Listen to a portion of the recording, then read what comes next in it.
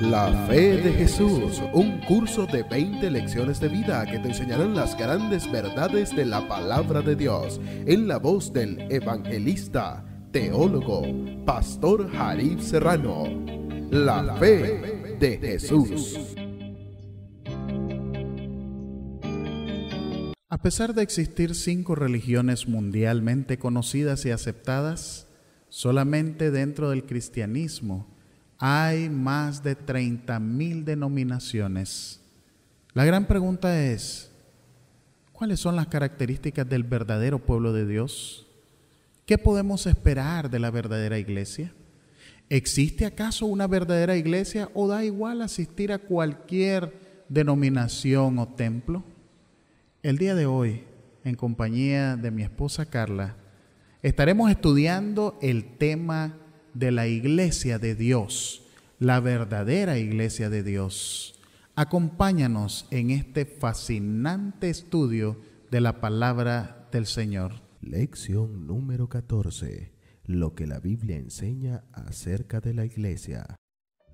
La primera pregunta para el estudio de hoy nos dice: ¿quién es la piedra angular de la iglesia? La respuesta a esa pregunta, a pesar de que es sencilla realmente, y la Biblia la contesta categóricamente, por cierto, ha traído mucha dificultad para algunos grupos religiosos. Y en Efesios, el capítulo 2 y el versículo 20, encontramos la respuesta categórica. Edificados sobre el fundamento de los apóstoles y profetas, siendo la principal piedra del ángulo Jesucristo mismo. No hay otro fundamento, no hay otro fundador, no hay otro personaje más importante que sostuvo, sostiene y sostendrá a la iglesia de Dios, a la verdadera iglesia de Dios, que Cristo Jesús. Cristo es la piedra principal del ángulo. Sin embargo, por la declaración aquella famosa registrada en el libro de San Mateo, cuando Jesús le dijo: de cierto te digo, tú eres Pedro, y sobre esta piedra edificaré mi iglesia. Algunos cristianos han llegado a pensar que el fundamento de la iglesia cristiana es el apóstol Pedro, y sucesivamente todos los que se piensa que son precisamente los que vinieron reponiendo, por así decirlo, al apóstol Pedro en un cargo tan importante que ahora se llaman vicarios de Cristo. Sin embargo, hay que hacer alusión a este texto registrado en Mateo, porque la palabra Pedro viene de Petros, y Petros literalmente significa guijarro o canto rodado. En otras palabras, una pequeña roca desgastada, Petros. Pero cuando Cristo le dijo: y sobre esta piedra, usó la palabra Petra, no Petros. Y la palabra Petra en griego significa farallón, peñón, piedra gigante, risco. Y ese risco, esa piedra de los siglos, esa misma que destruyó los pies de la estatua en el capítulo 2 de Daniel, esa enorme piedra no es nada más que Cristo Jesús. Cristo es la piedra angular, el único fundamento de la iglesia, el único dueño y señor de la misma. La pregunta número 2 nos dice: ¿cuáles son algunos de los dones que el Señor ha dado para la edificación de su iglesia? Y esa pregunta tiene una eminencia práctica. La contesta la palabra de Dios en el libro de Efesios 4, 11 y 12. Y dice: y Él mismo constituyó a unos apóstoles, a otros profetas, a otros evangelistas, a otros pastores y maestros, a fin de perfeccionar a los santos para la obra del ministerio, para la edificación del cuerpo de Cristo. Realmente Cristo Jesús estableció diferentes ministerios para que la iglesia fuese beneficiada con los mismos. No todos en la iglesia pueden ser pastores, no todos pueden ser maestros, no todos en la iglesia pueden desempeñar múltiples ministerios. Cada uno tiene una función distinta, pero todos tenemos un mismo propósito: edificar el cuerpo de Cristo, perfeccionar la obra de los santos para el ministerio en estos últimos tiempos. Esos dones que fueron dados por el Señor a la iglesia siempre estarán entre nosotros y debemos de participar de ellos. No existe una sola persona que no tenga al menos un don para ser puesto al servicio de nuestro Señor. Pregunta número 3. ¿Cuál es la triple misión de la iglesia? Algunos han tergiversado este asunto de la misión de la iglesia. Algunos piensan que la iglesia es como un lugar de reunión social, donde puedes ir a asistir todos los domingos, en el caso de los que continúan asistiendo en la iglesia el domingo, o cualquier otro día de la semana, para hacer amistad y usarla como un club social.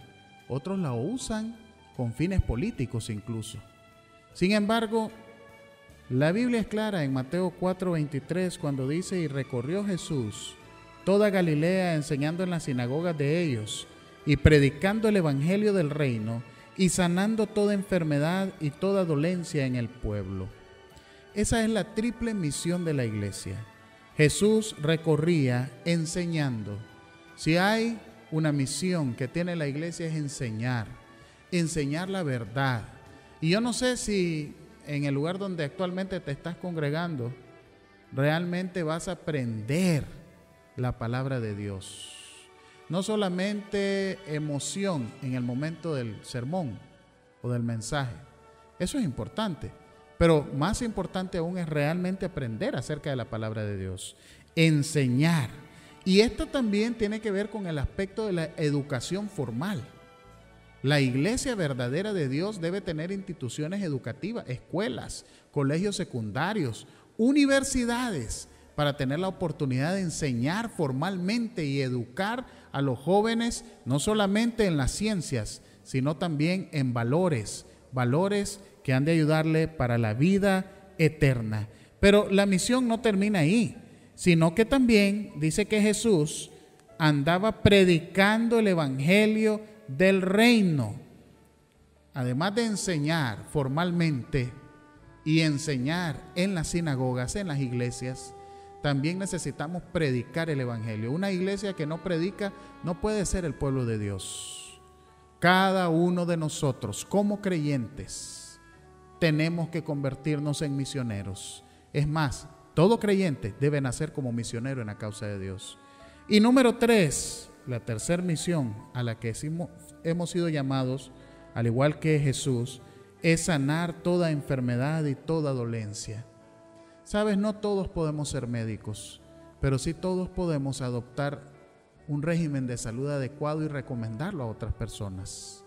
Y la iglesia de Dios, además de hacer esto, también tiene la obligación de establecer lugares especiales donde médicos y enfermeras preparados con este fin puedan atender las necesidades y las enfermedades de la población en general. Así que recuerda, si es la iglesia verdadera, si es el pueblo de Dios, debe enseñar, predicar y sanar. Colegios, universidades, hospitales, centros de evangelismo. La cuarta pregunta en esta ocasión nos dice: ¿cómo debe gobernarse la iglesia? Esto es una pregunta muy interesante porque existen diferentes tipos de gobierno.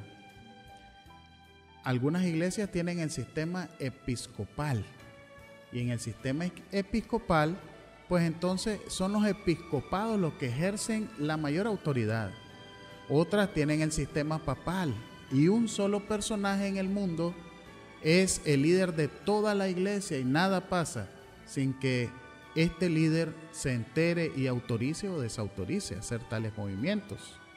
Otros gozan del sistema democrático representativo y tienen iglesias mundiales donde mandan sus representaciones para poder establecer gobiernos. Otros tienen sistemas locales de gobierno, son iglesias total y absolutamente locales, en las cuales la máxima autoridad es el pastor local y no tiene ninguna conexión real con otra organización a nivel mundial.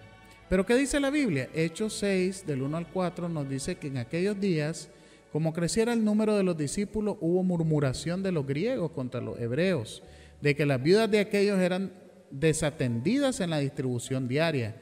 Entonces los 12 convocaron a la multitud de los discípulos y dijeron: no es justo que nosotros dejemos la palabra de Dios para servir a las mesas.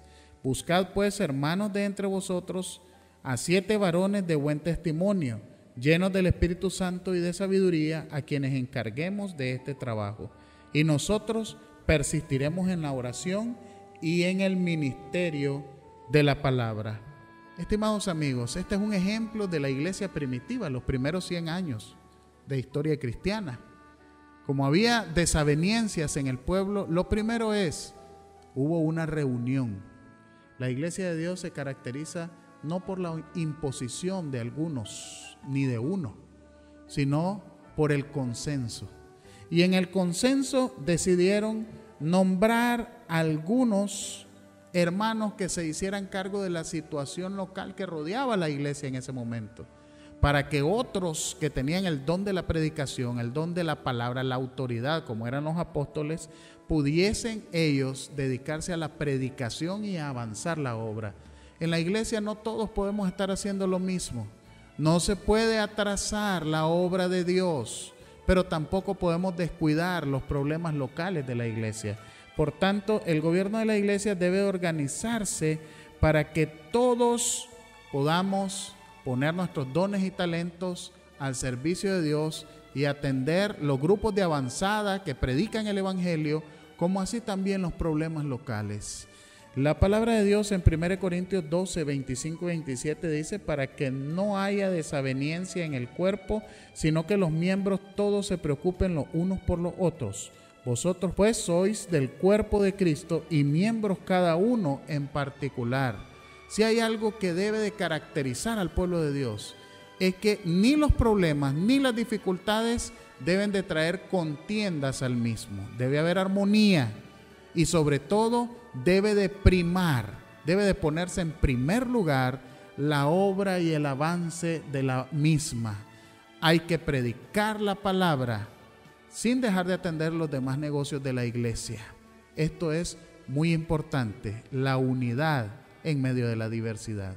La quinta pregunta nos dice: ¿qué ejemplo debe seguir la iglesia? San Juan 13:15 nos responde: porque ejemplo os he dado, para que como yo os he hecho, vosotros también hagáis. Jesús está diciendo acá: sigan mi ejemplo.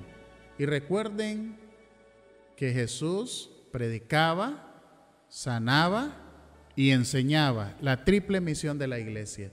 Recuerden que Jesús asistía el sábado a la iglesia. Recuerden que Jesús amó a los suyos y los amó hasta el final. Recuerden que Jesús siempre tuvo un espíritu de sacrificio. Si hay una característica de la iglesia que debe de permear en estos últimos ejemplos, en estos últimos tiempos, precisamente es seguir el ejemplo de Jesús. Nosotros estamos llamados a ser cristianos como Jesús. Estamos llamados a ser personas como Jesús, a ser hijos como fue Jesús, a ser padres como Jesús, a ser verdaderamente los discípulos de Jesús. Pregunta número 6. ¿Cuáles son las características de la iglesia verdadera? Apocalipsis capítulo 12 versículo 17 nos da estas características tan anheladas de conocer. Realmente todos tenemos esa curiosidad, queremos saber, bueno, pero ¿cuáles son las características de esa iglesia? Porque yo quiero pertenecer a ella, a la verdadera. ¿A qué iglesia asisto ahora? Es una pregunta muy importante, como bien decía nuestra hermana Carla. ¿La iglesia a la que estoy asistiendo tiene las características de la verdadera iglesia? Apocalipsis 12:17 nos dan esa respuesta tan anhelada. Entonces el dragón se llenó de ira contra la mujer y se fue a hacer guerra contra el resto de la descendencia de ella, los que guardan los mandamientos de Dios y tienen el testimonio de Jesucristo. Ahora, mira qué interesante. El dragón en la Biblia, la serpiente antigua, el diablo y Satanás son sinónimos. El dragón es Satanás. La mujer es comparada en todo momento. Lo hace el apóstol Pablo, lo hace Pedro también, lo hace Juan como la mujer. Por cierto, hay una mujer pura representada en Apocalipsis y en otros lugares de la Biblia, pero también hay una ramera, que es la falsa iglesia. Y realmente aquí este texto, Apocalipsis 12:17, dice que el diablo se llenó de ira, de cólera, está enojado contra la descendencia de la mujer. Se está refiriendo a la iglesia, la verdadera iglesia. En otras palabras, el diablo está enojado contra la descendencia de la verdadera iglesia. No está enojado contra cualquier descendencia. No está enojado contra cualquier grupo religioso. Es más, y esto que voy a decir ahora, yo espero que no lastime a nadie, pero el diablo incluso está contento con algunos grupos religiosos. No solamente no está enojado, está contento con esos grupos religiosos. Pero aquí viene el punto y dice, está enojado contra la verdadera iglesia. Y luego da las características. Los que guardan los mandamientos de Dios. Primera característica. Si en tu iglesia se guardan los mandamientos de Dios, esos que ya estudiamos, los 10 mandamientos, incluyendo el cuarto mandamiento, que hace referencia a la observancia del día sábado, a no adulterar, a no mentir, a no robar, a honrar a padre y a madre, a no tener otros dioses, a no hacerte imagen e inclinar. Todos esos mandamientos, si los guardan en tu iglesia, estás en el lugar correcto. Y la segunda característica, y dice el texto que acabamos de leer, precisamente en la palabra de Dios, en la última parte, y tienen el testimonio de Jesucristo. Eso es muy importante. Guardar los mandamientos, el verdadero pueblo con el que está enojado Satanás, guarda los mandamientos y tiene el testimonio de Jesucristo. La pregunta 7 nos dice, ¿qué don en particular poseerá esa iglesia verdadera? Ven, interesante porque Apocalipsis 19:10 tiene un episodio de precisamente el apóstol Juan en compañía de un ángel que le está revelando algo muy importante. Y dice, yo me postré a sus pies para adorarlo. Y él me dijo, mira, no lo hagas, yo soy consiervo tuyo y de tus hermanos, que retienen el testimonio de Jesús. Adora a Dios, porque el testimonio de Jesús es el espíritu de profecía. Ahora, en el texto anterior, estimada hermana Carla, amigos oyentes, miramos que la iglesia tenía 2 características. 1, guardaba los mandamientos. Y 2, tienen el testimonio de Jesús. Ahora aquí Juan aparece delante del ángel, se arrodilla delante de él y le dice, no te arrodilles, solo delante de Dios. Punto importante, solo delante de Dios debemos arrodillarnos. No existe hombre alguno que crea tener investidura alguna que merezca que nos arrodillemos delante de él. Pero, cerrando ese paréntesis, el ángel lo levanta y le dice, mira, el testimonio de Dios es el espíritu de profecía. Y si hay una característica que el pueblo de Dios debe poseer, el pueblo verdadero de Dios, es el espíritu de la profecía. Ahora, ¿qué es el espíritu de la profecía? Quisiera poder contestarte, hermana Carla, estimados oyentes, pero vamos a dejar la respuesta amplia a esta pregunta en la próxima lección. Pero recuerda, la iglesia verdadera tiene el espíritu de profecía. Pastor, hemos visto cosas muy interesantes acerca de la iglesia verdadera, sus características, el don que debe poseer, los ejemplos que debe de seguir. ¿Qué consejos más nos puede dar? Yo quiero hacer una pequeña pausa en esta parte del estudio. Por favor, si estás dormido, despiértate. Este es el momento. Si no lograste escuchar el resto del estudio, pues entonces lamento mucho que haya ocurrido eso, pero todavía estás a tiempo de redimir el tiempo valioso del estudio de hoy, escuchando estos 2 consejos. Y que no se olvide nada, pero especialmente estas últimas 2 consejos de la palabra de Dios. El primero está en Hechos, capítulo 2, versículo 41. Escucha, amigo, amiga. Así que los que recibieron su palabra fueron bautizados y se añadieron aquel día como 3,000 personas. Si hay algo urgente, si hay algo necesario, si hay algo que tú y yo necesitamos hacerlo urgente y necesariamente, es unirse a la iglesia verdadera. Si ya estás en la iglesia verdadera, en el nombre de Jesucristo, te bendigo esta tarde. Si la iglesia donde estás guarda los mandamientos de Dios, tiene el testimonio de Jesús, que es el espíritu de profecía, si la iglesia donde estás tiene como principal líder a Jesucristo y se muestran las características de Jesús en ese pueblo, te bendigo en el nombre de Jesucristo. Continúa ahí. Pero si la iglesia donde has estado no tiene esas características, sal de ahí en el nombre de Jesús y únete al pueblo verdadero. Busca la iglesia donde se están guardando los mandamientos de Dios y donde está el testimonio de Jesús, el espíritu de profecía. Ese es el primer y gran consejo de esta tarde. Y el segundo, pero no menos importante, está registrado en 2 de Pedro 1, 10 al 12. Por lo cual, hermanos, tanto más procurar hacer firme vuestra vocación y elección, porque haciendo estas cosas no caeréis jamás, porque de esta manera os será otorgada amplia y generosa entrada en el reino eterno de nuestro Señor y Salvador Jesucristo. Por esto yo no dejaré de recordaros siempre estas cosas, aunque vosotros las sepáis y estéis confirmados en la verdad presente. ¿Sabes qué está diciendo Pedro en pocas palabras? Sé firme y fiel hasta la muerte. Confirma tu vocación. Si has venido estudiando la palabra de Dios, has visto que los mandamientos están vigentes, has visto que el día de reposo es el sábado, te has convencido de esto, te has dado cuenta de la urgente necesidad de entregarte a Jesús. No te detengas, permanece firme y fiel en tu convicción. No importa lo que diga tu papá, tu mamá, tu esposa, tus hermanos, conéctate con Jesús, el único autor y consumador de la fe. Esto es una decisión personal.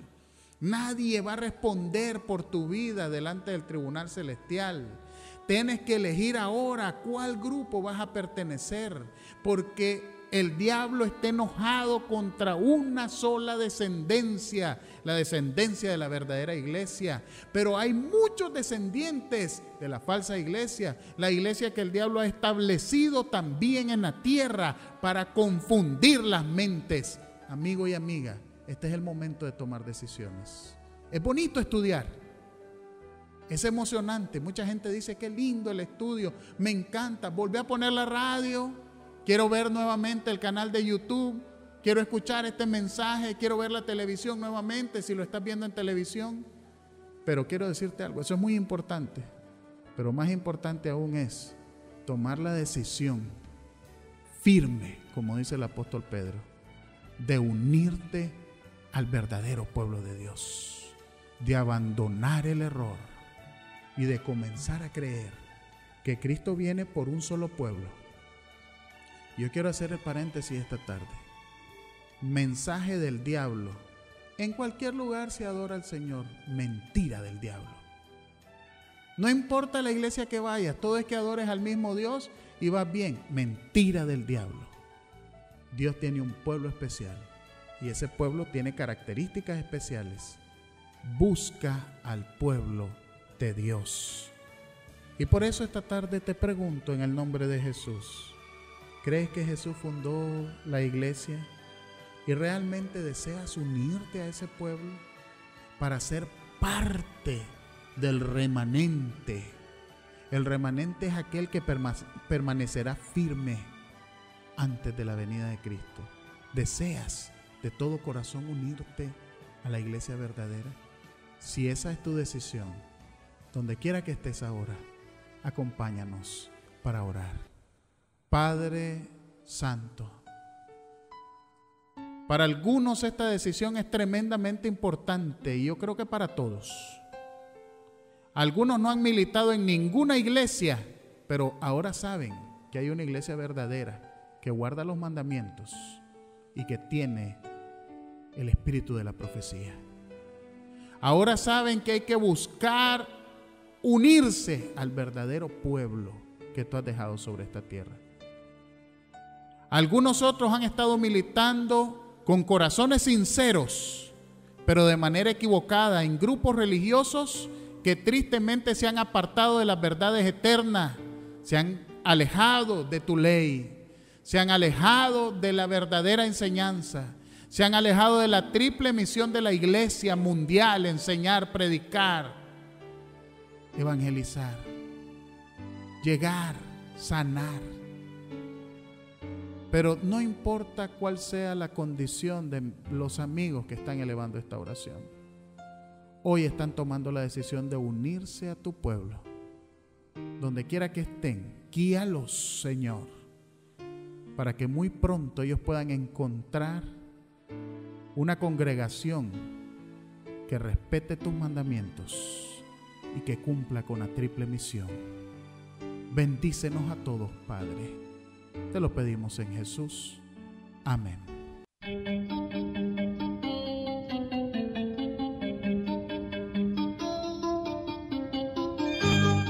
Gracias por estudiar con nosotros la palabra de Dios a través de su curso bíblico La Fe de Jesús. Le esperamos en otra ocasión. Que el Señor le bendiga.